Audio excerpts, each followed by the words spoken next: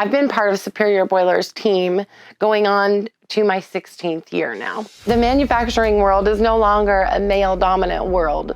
We have introduced many females into our workforce, and that is a growing trend. The transition into the manufacturing industry was a smooth transition, I would say. I believe that all of your life experiences, regardless of what career you were in prior to this, does not eliminate you from being able to learn it. I think that everyone has the capability and the opportunity here at Superior to do whatever you set your mind to. We do provide opportunity for advancement within the company. There is some flexibility as far as your hours and relating that to time for your family and extracurricular activities that your kids may be involved in. We have grown our business quite a lot, and we have a demand for more people. Don't limit yourself. You can do anything that you put your mind to, and it would be surprising to you maybe what you would like. In regards to what you think you might like, you might totally change your mind once you begin a job here at Superior Boiler.